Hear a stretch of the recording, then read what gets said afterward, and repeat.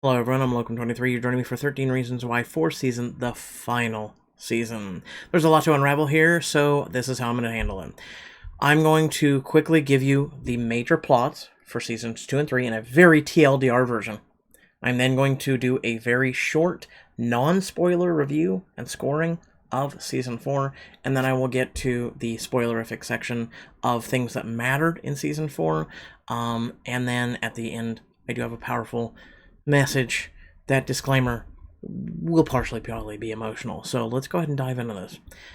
So season 2 was the fallout of Tapes and Hannah and Bryce and Jess and a lot of things. Season 1 had a lot to unpack. Season 1 is the greatest of all, with season 4 being second. It's okay if you skip 2 and 3, that's why we're going to go over the major things. But I would suggest to go watch it. So, in season 2 is the struggle for Jess because of what she's going through, and she's kind of warming up to people, to tell people, things like this, is to find her voice, to go to the police, tell, also have other victims come forward and go against him, and that is pretty much the purpose of season 2. Finally, she finds her voice, Hannah's tapes and whatnot, with Hannah being an intricate part of that, and they finally go to the police. Bryce is arrested, a trial begins, because of entitlement and everything. Bryce really only got probation, and then shortly thereafter, Bryce, they tried to give him a redemption arc, but only because Bryce was killed. During this, and right before Bryce was killed, however, Tyler, the photographer, was in the bathroom, and he was intricate to Jess finding her voice. He was intricate to Bryce being found guilty, and people standing up to Bryce. And also, in a way, people thought he was a lot more intricate than he really was. That Tyler went in with 2 other boys from the football team and they assaulted Tyler while in the bathroom in a horrific means. That again is one of the reasons why you should watch seasons 2 and 3, because of that and the fallout that hits me emotionally hard because of what I've been through. Tyler keeps it to himself.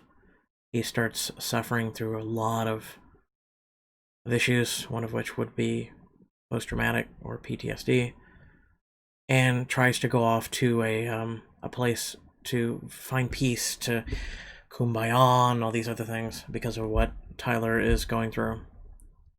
And just to find his way, just to put all this behind him. Upon coming back, I'd say within a day, Monty and the other boys push him so far that he goes home and enacts his plan to, I guess in not so short TLDR version, go post old school, especially during a dance. He sends a warning to his friends that he's coming and what he's going to do. Clay says not to freak out. He will handle it. He goes outside, tries to make people not alert the police, which someone doesn't anyway. And Clay faces down the barrel and luckily survives, talks Tyler out of it. Tony pulls up, saves Tyler, and then begins the cover-up of what happened. In the midst of all this, Bryce is killed. Then begins the big murder mystery of who did that. Biggest person on the list is Clay because of footage, him having a gun, the cover-up, who, what, when, where, and why were you, the whole 9 yards. Long story short, Tyler finally confesses and confides in Clay about what happened to him. Clay, because he's literally the number 1 suspect, gets arrested, put in an orange jumpsuit, the whole 9 yards. He's facing literally being the main suspect. There's a lot of things, because everyone's keeping secrets. There's a lot of things pointing to Clay being the murderer. Clay then looks at Tyler and goes, I'm not going to be here. You need to confide in Jess. She certainly knows what you've been through because of what Bryce did to her. Um, again, they're doing flashbacks to what led up to that exact moment with Bryce's death. So I may be a little discombobulated here, but for the most part, I'm giving you the story intricate things. So Tyler,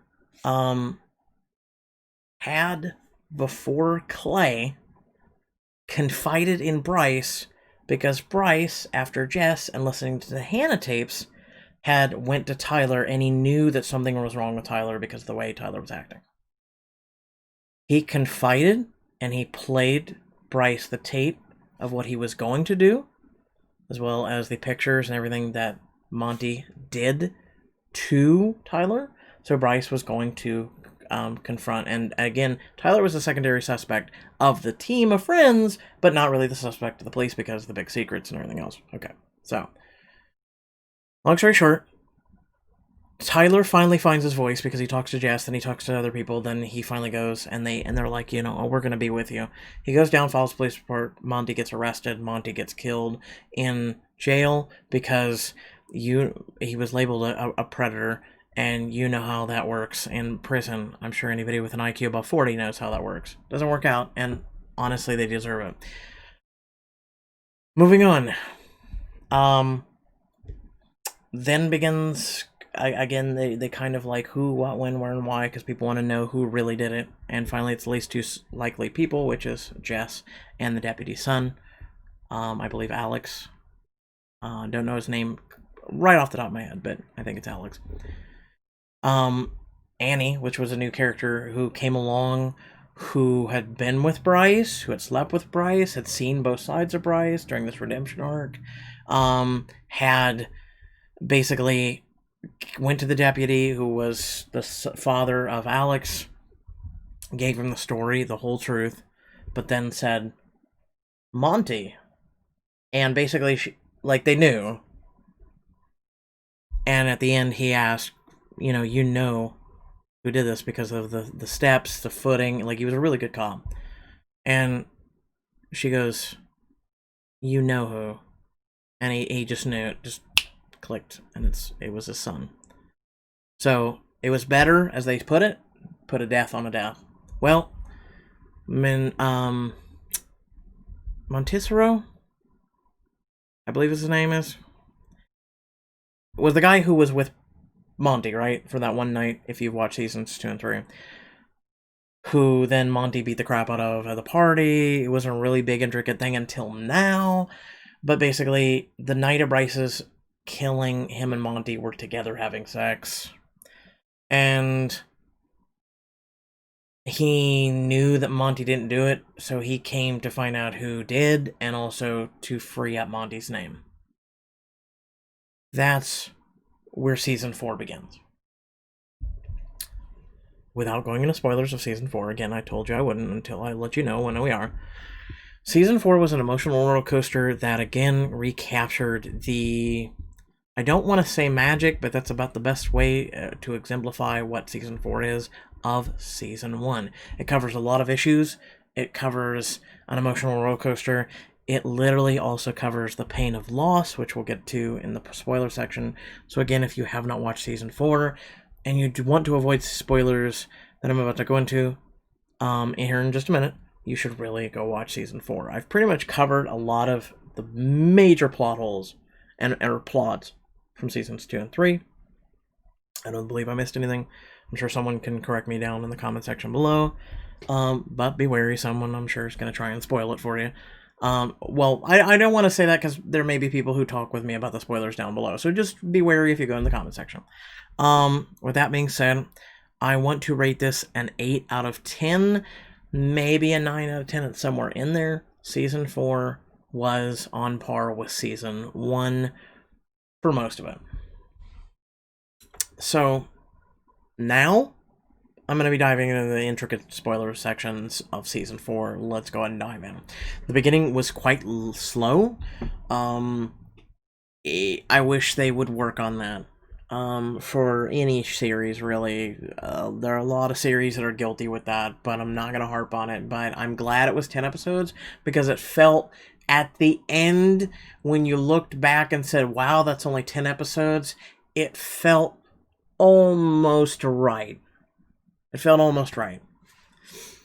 So with this season 4 tackled a lot of things. It tackled Clay's building depression, his massively building anxiety, so much so that he got a dissociative disorder, to where his consciousness would just clock out. His subconsciousness, which I guess some people say, they make a joke, but they say darkum versus locum, the side you're seeing versus, the evil or the more judgmental side of me.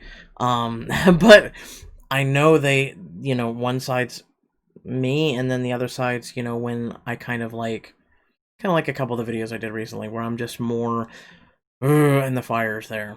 That's the darkum side, as some people have made a joke too. But this is Clay completely clocking out.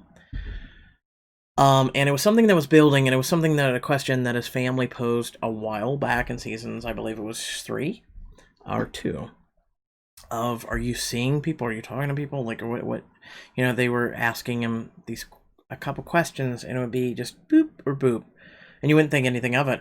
Well, lo and behold, they were building up to that, because this whole entire time, Clay was, it's kind of like something that builds up to, because his mental health was going severely untreated, and it was getting and blowing up. And this is something that I really like that they tackled, because this is something that I encourage you to get help. I know you're gonna say, God, I don't want to see a shrink or whatnot, so I'm gonna offer you this. Find a friend, find a family member, or I myself will talk to you. I've talked to many other people and kept it completely confidential. There are people who've come to me who have literally been on their last leg that I've talked to, and I will gladly talk to you and be there for you, and just let you have a sounding board, a shoulder, or, again, I've been through so many things, maybe even give you some advice.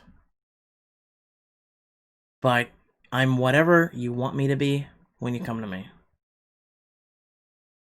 Talk to someone, because if you don't, it can get astronomically worse. And it does for Clay.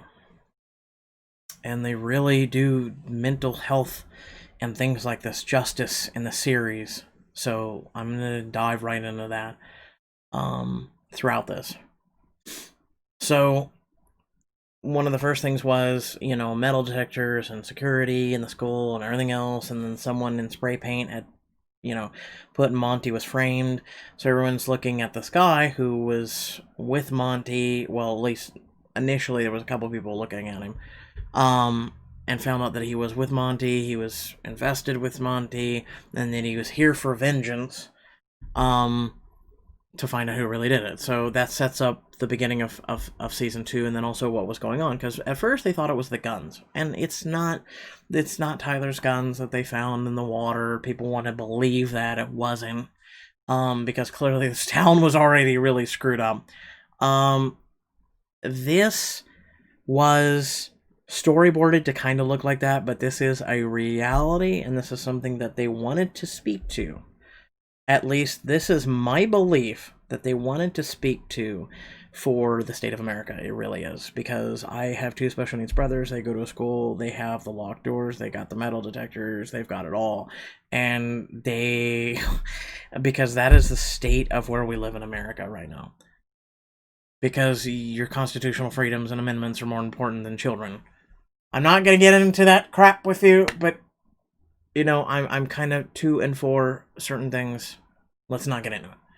Long story short, they started implementing these things at school, and the kids came back. And it was shell shock. Like, what the hell's going on? And they thought, the kids at least, this was, the plot selling point is it was the guns they found. It was Tyler's guns. Well, does anyone know anything? It had nothing to do with them. So moving on, there's a lot to unravel, so excuse me a minute, because I haven't even slept after watching this. I tried, and there was so much on my mind, it was so much digesting, and how I wanted to talk about this. So Clay, throughout all this, continues to become more panicky. He becomes more destabilized than the mystery and the stress of, oh my god, here our secrets could get out, and Monty, and who, what, when, where, and why, the guns, all this other shit. Again, for plot selling points, and then also for encouraging the growth of certain things. So we learn down the road that Clay not just is talking to Monty, not just talking to Bryce, the football team suspects, and this Montesero guy gets with the football team, Diego guy, and the football team, and he's like, you guys suspect Clay. He was a suspect. Damn well Clay did it. You know that Bryce and Justin would have never gone at each other and the whole 9 years. They were brothers and all this other crap. So they literally started ISP spoofing, having Monty's phone, and they're calling him on it, and they're doing voice masking and this whole 9 years. So you have about a dozen or so players of this, screwing with Clay and trying to find out if he did it or not. They set up pranks. They're pushing this kid. They're pushing him to literally have a mental breakdown, and he actually does start having mental breakdowns. So dissociative disorder for him is not just clocking out and going and he kind of spaced out throughout seasons 1 through 3, really, but he was clocking out a lot more often, and it got to the point where his consciousness would take a backseat to his subconsciousness. And Darkham, as some people have said for me, but I am conscious of my side that I give verbal, like, I hate this person, versus the nice person that I want to portray, I want to be, but everybody has that inside of them. Everybody does. Everybody. That is what being a human being is. It really is. But this is Dark Clay. But Dark Clay doesn't... Dark Clay knows about Good Clay, but Good Clay doesn't know about Dark Clay. And that's how your mind becomes dissociated. So not just does he have depression, not just does he have anxiety, he has dissociative disorder. He's going through so much. And do you really blame him? I've read like Hollywood Reporter and everything else, and it just avoid that crap. Shout out to them for being pieces of crap, like journalistic, no integrity whatsoever. That is fake news. But basically they're saying, woe is me, white boy, he's going through some issues. Like, yeah, high school is hell. High school feels like it's over like this, but also at the same time it feels like an eternity.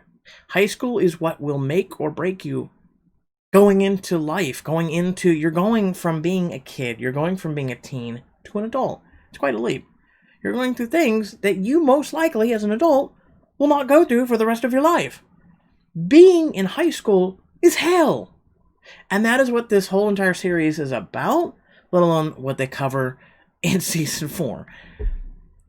My schooling years was hell. I literally have walked through the valley of the shadow of death, through hell, through everything, because I went what I went through in my teen years and as childhood. So, screw you, Hollywood Reporter. But moving on. So he's snapping. Jess is fighting with Annie, still kind of here and there. She finally becomes the president of the women's rights thing again, which then at the same time she's being hypocritical, because then she also was speaking to the principal about building all this security up in the whole 9 yards. Long story short, police start being police in the school, and it builds and it escalates, and they go even on some racial issues, like with Tony and with Diego and things like that. They try and spin that, but long story short, I'm just going to give this quick little pin here, is police are brutal with most anybody. There are good cops. There are a lot of bad cops, and we don't hear about the good cops because good news doesn't sell. Just like good content creators don't sell either. You want the negative, you want the you want the hype, you want the swag, you want the looks, you want this, that, and the whole 9 yards. Good content creators do not sell. moving on. So there's a lot of tension in the schools. It's building up, it's building up, it's building up, and a lot of this is going on in Clay, especially with his dissociative disorder. He's even kind of like tuning out his girlfriend Annie. He's being, but he knows at times he's kind of doing it, and then he tries to make up for it, but yet he doesn't completely realize his dissociative disorder to the point of being completely clocked out in some of the things he's doing. So again, they're thinking that it's the football team or this Montessori guy. So, you know, there's a lot of drama. There's a lot of drama. There's a lot of shit going on.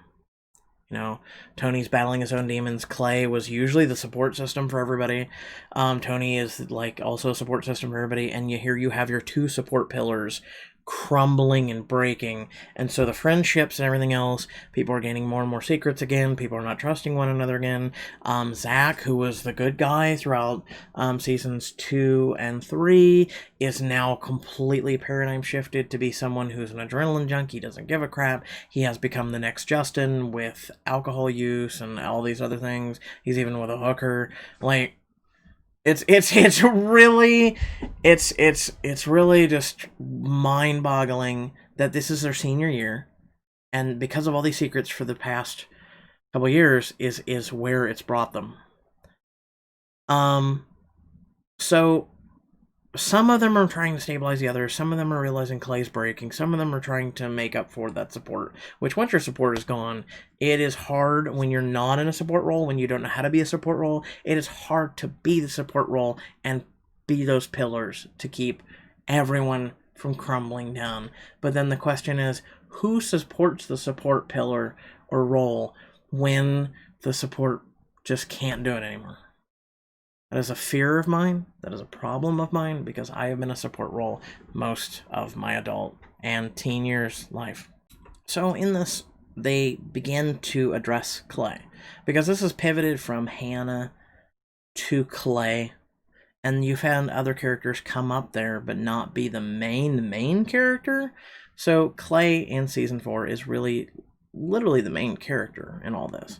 You know, he's dealing with Bryce and talking to Bryce and seeing Bryce, even though Bryce is dead. Monty, same. Hannah, same. Like, all these things are coming at him. So what really pushes Clay over the edge, because he was trying to talk to a shrink, but at the same time, he was keeping all of secrets to himself. What really pushes Clay over the edge is the school drill, where they think that Tyler is going to be, like, something set Tyler off, and, like, he's been shady a little here and there because keeping secrets. And so, you know, here again, school drills are a thing right now. It really is a thing in America where you have to prepare for, at the moment, a person coming in with a gun, and they have to prepare for that in schools. It is very much a thing right now in America because you want your constitutional rights. I respect that. But we have to draw a line somewhere because we are completely and utterly screwing up the future generations of this world, let alone this country. We have to draw a line somewhere. I think police reform needs to happen. I think educational reform needs to happen. I think we need to have more systems in place to support the psychological, emotional, and just welfare of children in general, because a lot of children, and I speak from a lot of experience in this, do not have also good home lives. And while everyone was talking about, the 19 for 2020, people talked about domestic violence for women at home, people quickly forgot the children at home. And no one wanted to talk about the children at home. So, you have not been forgotten. I know what it's like. I will not get emotional, but I am here for you. And if you need to talk, I will be here for you, and I will be like a friend to you if you need it. But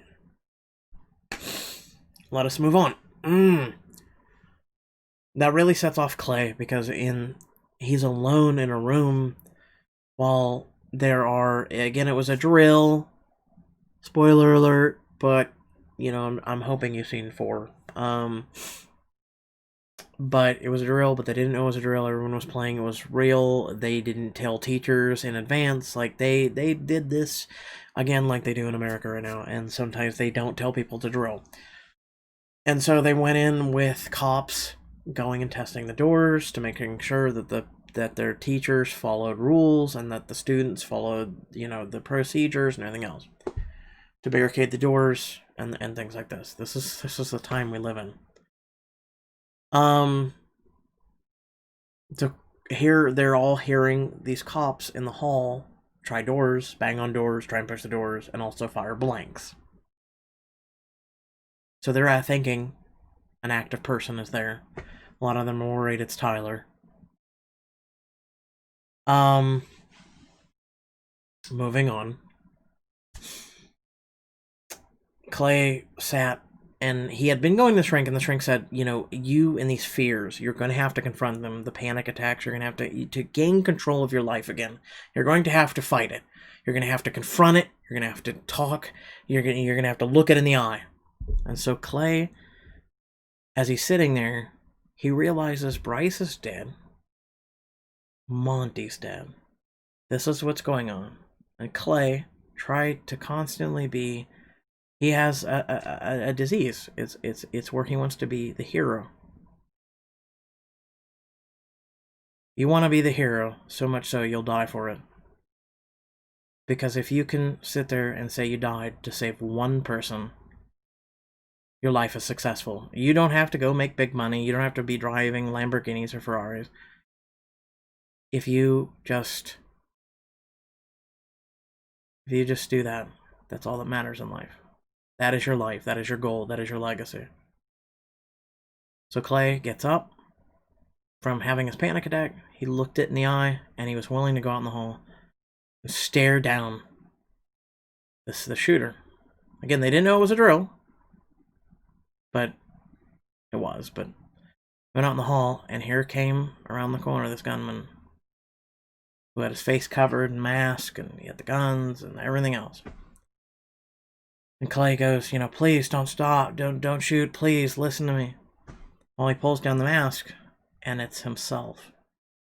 It's what you can become if you leave depression, anxiety, if you let dissociative disorder rule you, being picked on, being bullied, going through all these things. All this builds up and it escalates. And you can either conquer it, beat it, and confront it, and be the good guy, or you can lose yourself and become the villain. And so Clay confronted himself. Clay, the bad Clay, starts to unload into Clay, and he's, it's kind of like a battle of his subconscious versus his consciousness, and it's right there. It's a literal, psychological manifestation. Well, because the drill was going on, the principal goes, as he's starting to lose himself and his consciousness is losing versus his subconsciousness, the principal snaps him out of it. And he's like, Clay! And he has him come to his office and everything. Long story short, they talk it out. And finally the principal goes in the hall and he's like, stay here, I gotta go talk to them. So he's talking to the cops, and Clay it feels like his consciousness started to absorb his subconsciousness, and he got this confidence. He got this, he was still in shock. He was still having, I guess in the way you could say is rage, blind rage, but not blind rage. He had everything. It was just chaos. What was happening to Clay at that moment? Clay goes out in the hall, he starts yelling, everyone starts coming out. He's like, no, and then he's trying to cover up the fact that this was not an active person, because here's Clay yelling in the hall and just telling him off, and it's like, in a way it was given the all clear, I guess, for coming out in the hall, because Clay's yelling at the principal. And so finally this cop finally goes at Clay. Clay gets his holster, gets this, everyone's freaking out. Everyone's around Clay. And more or less, they knew in a way, because of what he had been saying and everything, that he wasn't, and all of them were willing to stand there and look down the barrel, much like Clay did. But Clay wasn't pointing at anyone. He was just standing there with it. And he's like, here it is. What? Now I have that. And he was just going off. And he was going off. And finally, the principal talked him down a little. And finally, everything was going good. Well, the cop tackles him. Then the other cop starts beating him. And it's like, oh, hello. Like, I get it. It was a very intense situation. But he was disarmed and stopping. This is literally why people are protesting right now, because of that. Over-escalation, overdoing it, all 9 yards. Moving on. Long story short, Clay is put in a hospital, asylum. They're going to watch him. He sneaks out because he delegates himself, which I'm assuming his subconscious is like, you want to get out of here? Okay, listen to me. We're going to do He puts on his normal clothes after taking a shower, and they're cleaning his bed. He sneaks out because they're gone out of the room, which is a thing, and it is very rational for anybody who wants to go, that doesn't happen. No, it does! In Ohio, in the past year, we've had several escaped people from prisons, let alone asylums, and it's a thing. Go Google it. So, like, it happens. It happens. So he snuck out. First place he went to was a shrink because he wanted to talk it out. He finally sat down, started telling the shrink all the secrets, getting it all off his chest, and basically, this guy looks at me and he says, clearly you're not a harm to yourself. But he says, at the end of this, I have to do what I have to do. Well, Clay talked to him and went all through this and finally started to unravel the secrets and tell him everything. Finally, because he looked at him and says, you realize that unless you plan on self-harming or harming someone else, I am legally obligated not to tell anybody anything. And so, you should talk to someone. You should. You really should. Whether they be legally not obligated or not. You should talk to someone. Because here's the thing is, and I've tried to stress this to people before we continue moving on.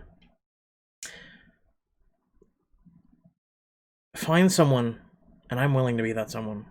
I've done that for most of my life, talked to people, and kept it to myself.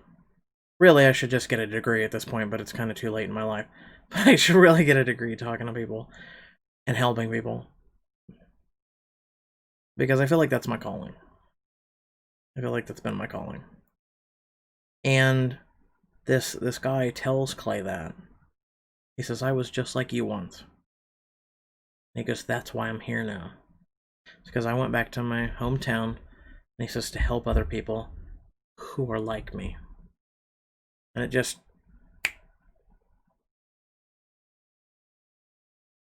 kind of resounded with Clay. Well, moving on. They didn't know of the dissociative disorder just yet, though. But Clay was starting to tackle his other demons. So Clay goes back to school, and here's the principal in the hall, and they're talking about things, and then he's like, no, like they were looking at one another, and they're like, we don't buy your shit. After what just happened, we don't buy it, not even for $1. And so they organize a walkout just right there, just psh. And for me, that was very powerful because there are schools and students that are doing that. They're just tired of the infrastructure's crap. They're tired of the school's crap. Like, I feel like if school had been in session in June or in May, people would have done that because of what happened and the whole 9 yards. I think people would have done that. I think honestly, people would have done more walkouts. But moving on. And I really hats off to Netflix as well as the people that wrote this. Because they didn't shy away like a lot of people right now saying, oh, don't cover that right now. Like, shut the hell up. When's a good time? When's a good time? Because then if you cover it after the fact, you're looking for clout, you're looking for money, just shut up. Like, there is not a good time to talk about this, but it's better to talk about it than to not talk about it. Okay? Long story short, they do the walkout, then the police, or the principal and the dean, and then the police, in riot gear, no less, against children, say either get back in the school to learn or leave the premises. Yeah, that's not how these things work, or should work, but that's how they work. They shouldn't work like that. They're legally not able to work like that, but they do. The kids are like, no, you're not going to shove us. Well, then begins police, riot shields, all this crap. It escalates, hitting cops, beating people. it escalates heavily. Like, you've got Jess gets hit really hard. Justin's pissed off, which, real quick before we just pause, Justin throughout season 4 was sick with the flu. And he was off his game. Justin also lost his mom during season 4 and started to lose himself again during season 4. He continued to have redeemable qualities and continued to fight the good fight while simultaneously fighting his own mental demons by himself. Unpause. Justin throws himself in the mix, like a bunch of other people. Tony wants to, but he can't. Third strike, yada, yada, yada.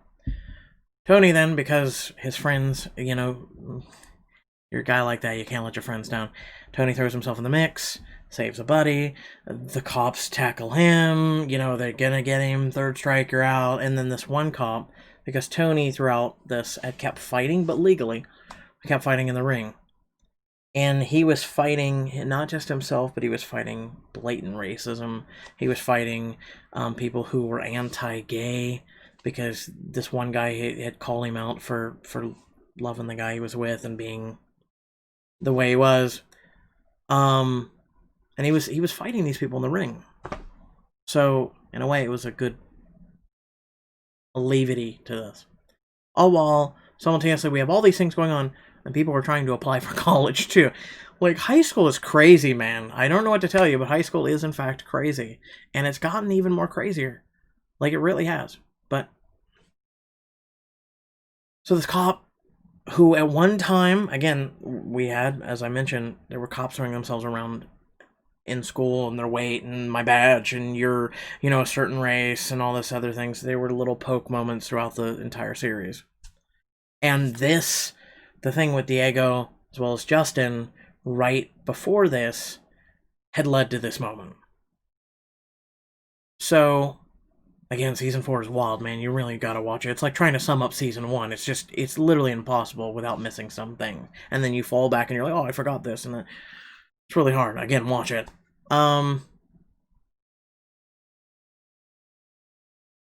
It's just, it's uncanny, it's unbelievable, and yet it happens every single day. Things like this, where if you protest, and they were being peaceful, we will use police brute force to disperse you because we're not okay with you being peaceful. That's true. It's true. Martin Luther King for 13 years led peaceful protests and was met all the time with that type of crap. But he kept being at it. And that's why I condone peaceful protests, because they do get somewhere. Clearly, you've watched, they got somewhere. Far more than what's going on in other ways. Clearly, those people are not getting anywhere, and the peacefulness has worked. And stay the course. That's all I can say. Long story short, it finally blew up, blew over, who, what, when, where, and why. Then a school investigation happened. Then, during that moment, Clay discovered his dissociative disorder because he set the principal's car on fire and it exploded. It was kind of a badass moment for me, and one of those moments where I'm like, I shouldn't be condoning this, but at the same time I'm going, well, I mean, see, there's a difference to destroying a car versus a business of a mom and pop shops, or robbing and looting and being hurtful towards one another. In a way, principal was part of the infrastructure, principal was part of the problem, principal was part of the reason that these things were permitted. So again, it's condonable. It's like me going, no, don't tear up that police car. I will never say that. Moving on.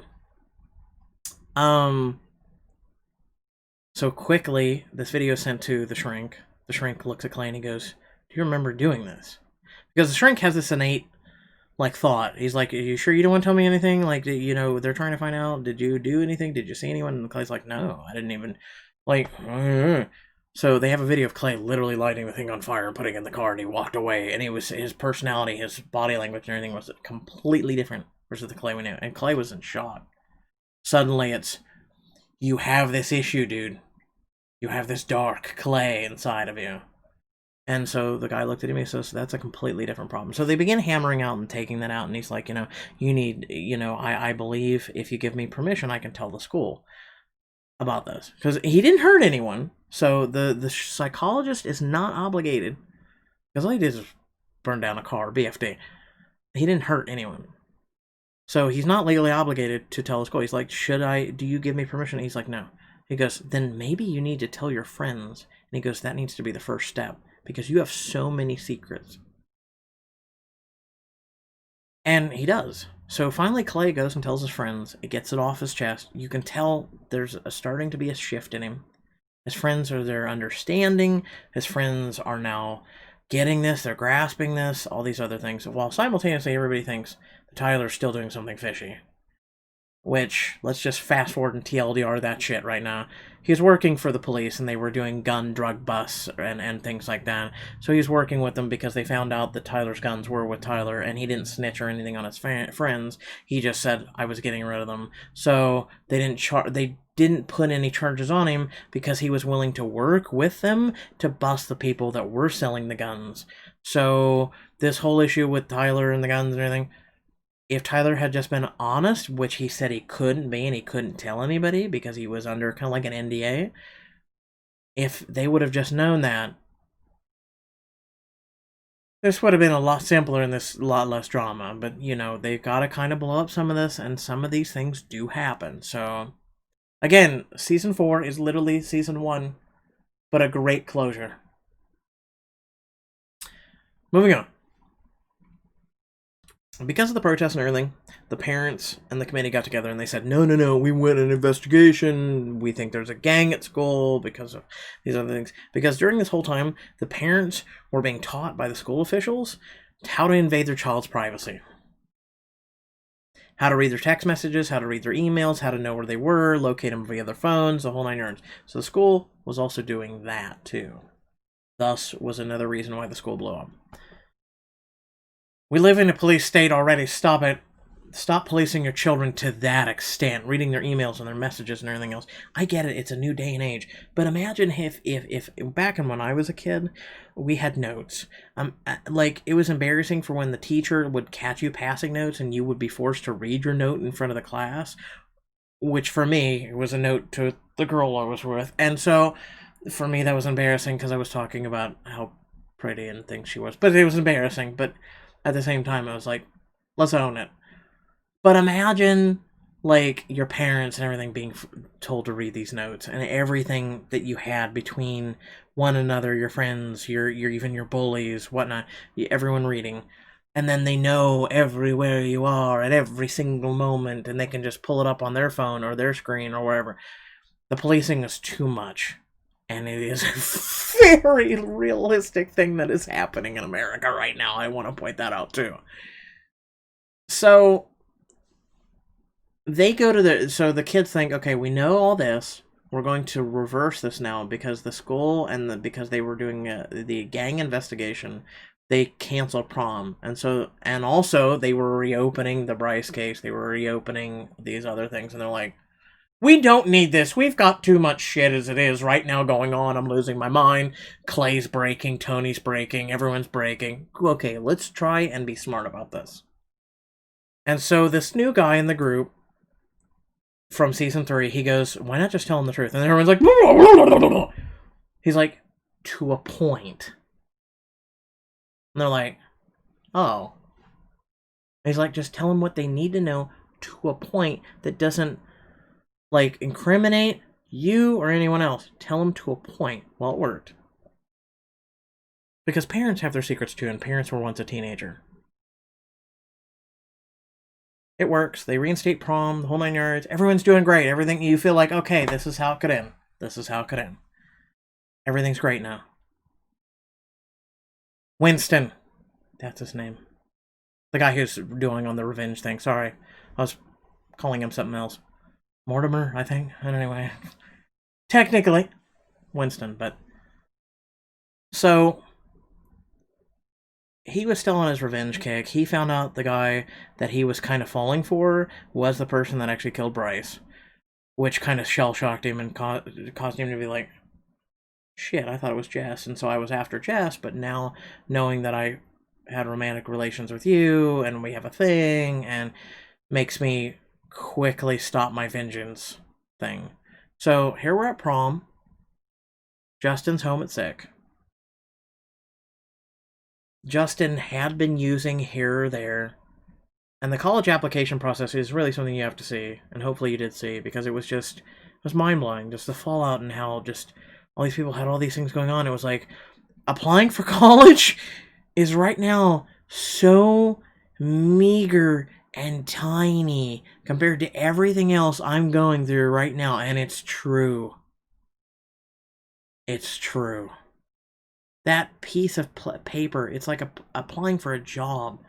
And you just had found out your mother died and your friend died and there's this crap going on at school, and it's like, this is so small. This application and this interview process is so small. And again, they kind of show that high school is hell. It is literally uncontrollable hell. And so, like, I mean, you're trying to find where you want to go with your college. You're finding out where you want to go with life. You're finding out, am I straight? Am I bi? Am I gay? Am I trans? Am I this? Like, you have all these things now that you're finding out. Like, back in the day, it was more taboo and you would find out quietly. And now it's, if you come out or if people find you with a boy, are you going to face discrimination? If you come out with a girl, you're going to, are you, whoever, whatever you become, like, you're going to face. It's more open now, so you're more open, and so you face these demons, you face these problems. Long story short, Justin, while being sick, decides to go to the prom. He goes to the prom. Jess, they oh my god, this relationship has been so complicated because she's with Diego, then she's with Justin, then she's with Diego, then she's with both, then she's with... It's like, oh my god. And Justin was going through his own hell of losing his mother, and so, like, a lot of people have fallen in love with Justin, and I don't blame them, because this kid had went through a lot. But several of these other kids went through a lot, too. I mean, at least Clay had a loving home, and he had all the other things. Justin didn't. Justin is literally me without the addiction. And then you merge him, Clay, and kind of Hannah, but also Alex with the... And that is me if you merge all of them together. I am fucked up. Let's be honest, I'm not shy about that. I am screwed up. But moving on. And everything was good. Everything was great. You could have ended the series right here.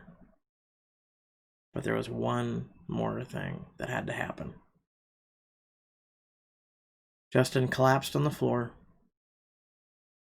And I'm sure people were like, oh great, he got high and he overdosed or something happened. And it wasn't that. They found out he had HIV/AIDS. And because it was so advanced and no treatment, no nothing, that he was going to die. So they tried to stabilize him to try and see if maybe he could make a recovery, which he couldn't. They intubated him. I'm sure a lot of you have heard a lot about that word lately. And it didn't stabilize. He was still diminishing. It was so radically out of control that they couldn't stabilize him. So they decided to unintubate him because he still was able to function normally. Like, by normal I mean be able to talk, and he still had the ability to breathe, but over what I can only assume was a day, he was losing his lung function. His organs were failing. And so people were trickling in, but then started to pour in to see Justin. Because they had already lost so much. And as Clay said, I lost 3 good friends and 2 people I thought I hated just while being in high school for the past year or so. For me, And I thought about this when he said it. I lost 9 people that I cared about. 9 people.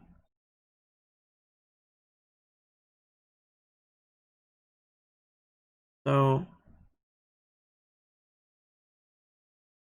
that was definitely a mood. That was definitely a feel. I told you we'd get a little bit emotional at the end. Anyway, we haven't even got to the speech yet. Hopefully you're all still watching this. I'm just doing this rough and cuff, and just because this is a series that was really a emotional roller coaster for me because of all the things I've been through. So here Justin is. Everyone came in there to see him, and Jess and him just really love one another. Again, they had a really screwed up relationship, but they really love one another. And so, here he sits there and he's meeting with all these people, and finally his family, which by family is Clay, and Clay's 2 parents is with him at the end. And you're just, there's moments that I'm noticing happening in shows more often where they've tried to capture in the past of just quietness and silence, and it didn't work. This is one of those that did work, because you heard the beeping of the machine, and you heard him take his last couple breaths, and then you heard the flatline. There was no sounds of crying, it was just, let this moment resonate with you. And it did.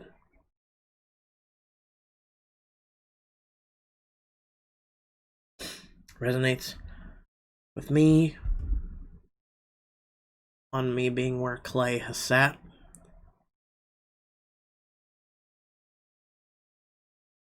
And it resonates with me where I will be one day, very soon, unfortunately, where Justin is.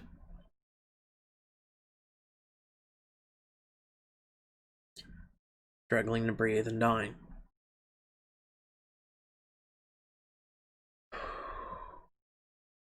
That being said, they gave very beautiful end speeches by Jess and Clay at the end. And everyone was met with happiness, and it was a happy ending for a lot of the characters, you can at least say. A lot of them got accepted into colleges. And Tony's boyfriend pulled up his dad on a stream, and he says, my dream wasn't the shop. It was for you to do better, to be more than me. So you need to go to college. You need to do better. We are fine. We will continue to make it. You go on without us.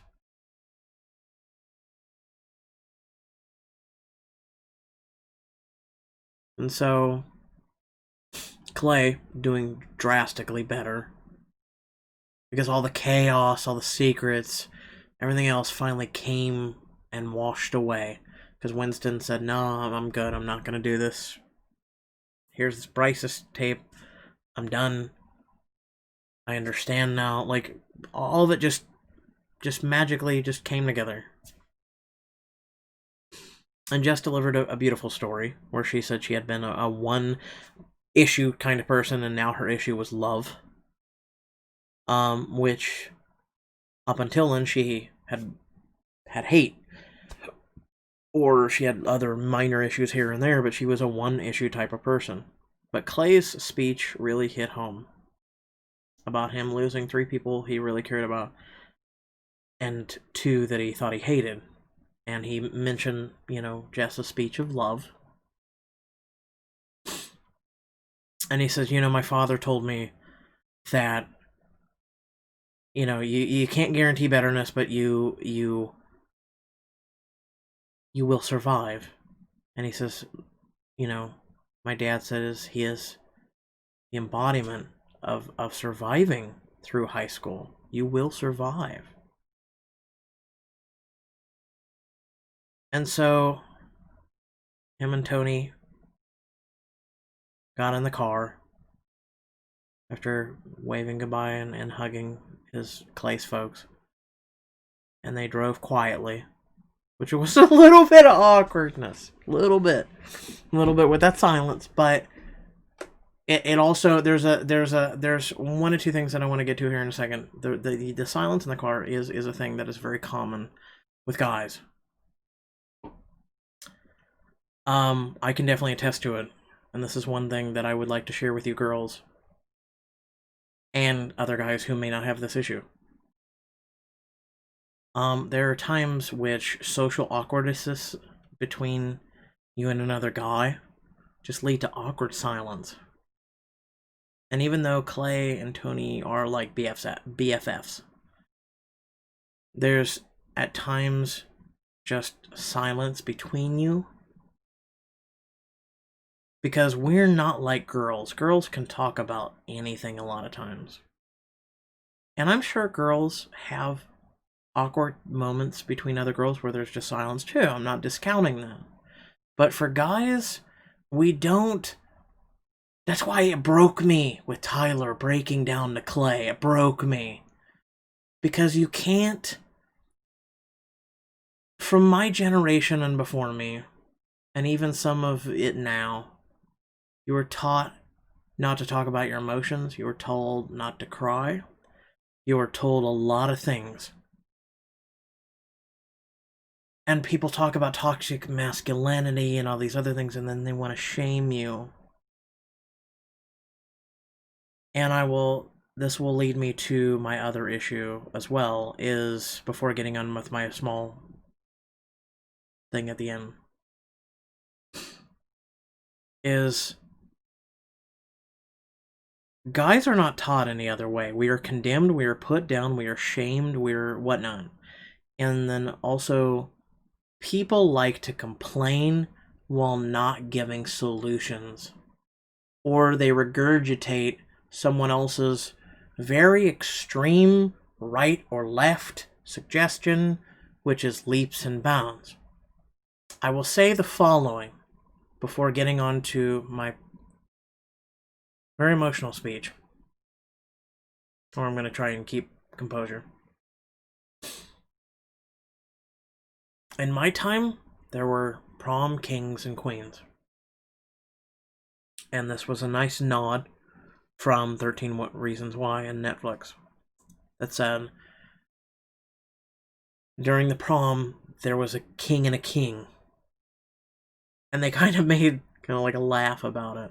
Of, do you guys want to be called queens and queens, king and queen, king and king? Like, and they just were, he was like, I'll take the small tiara. Because even now, in 2020, we are still trying to figure things out. But you are lucky.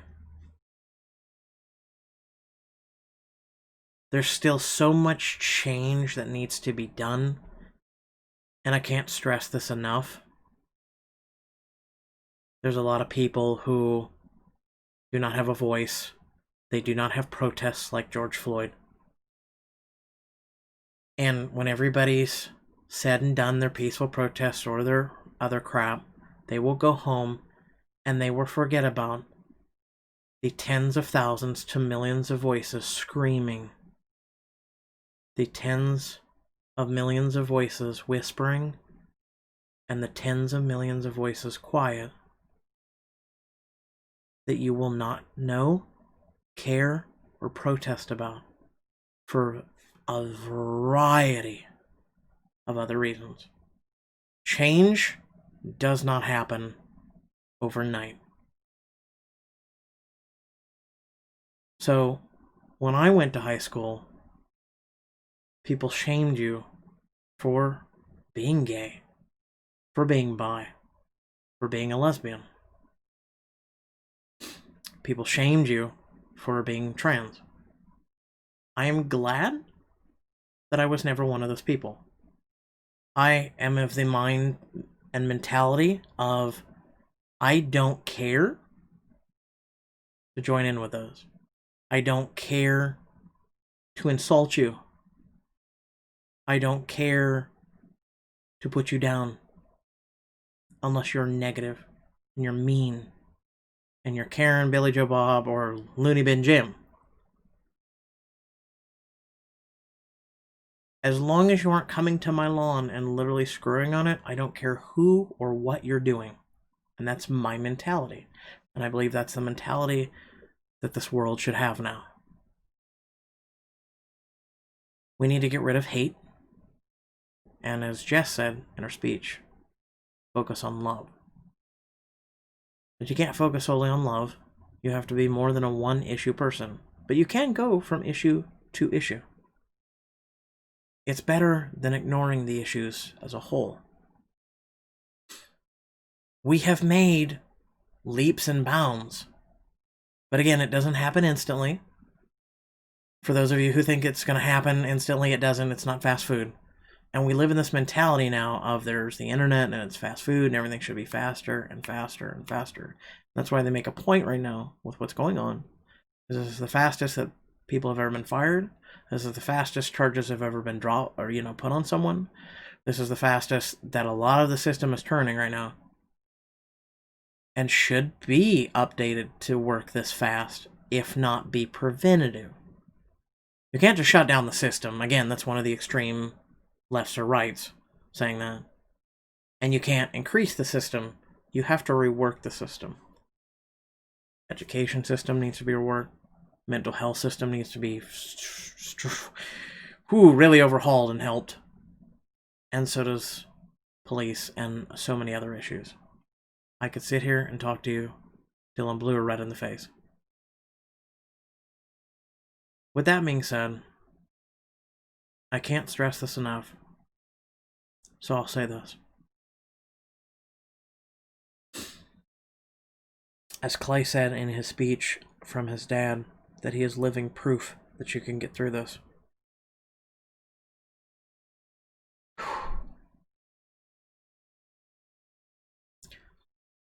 I am a victim.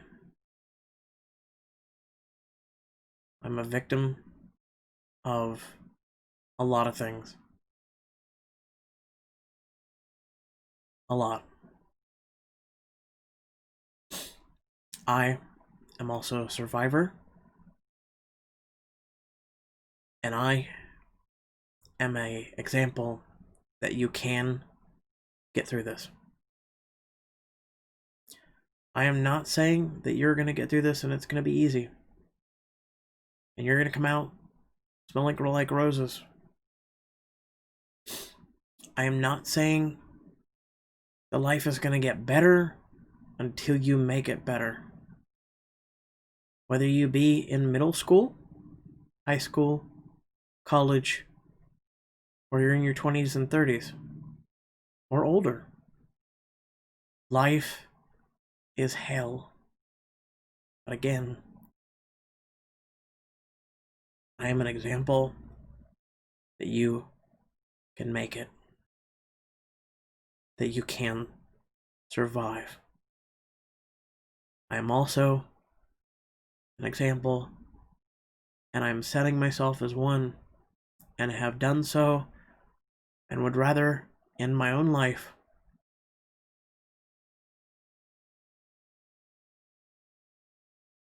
to be good to one another and to not have hate.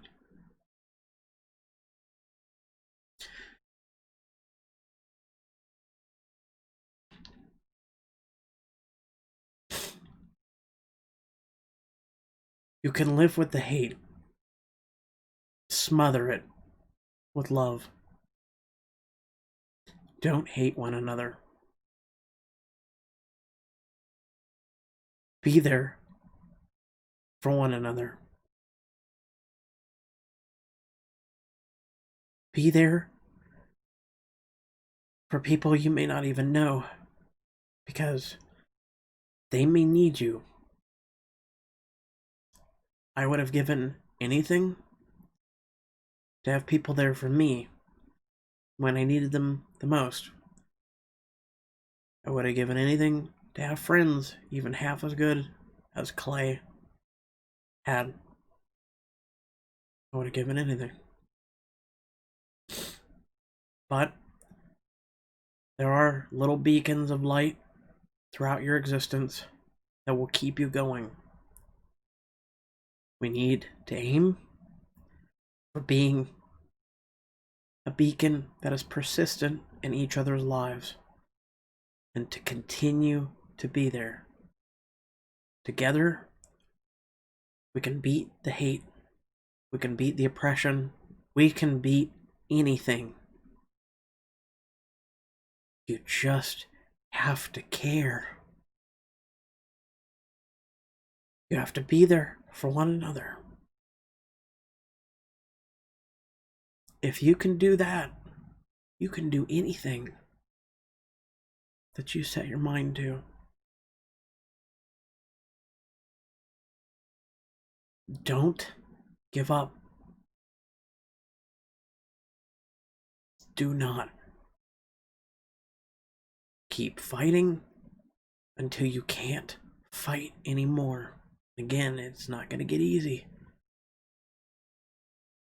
Even after high school, it's still going to be hell.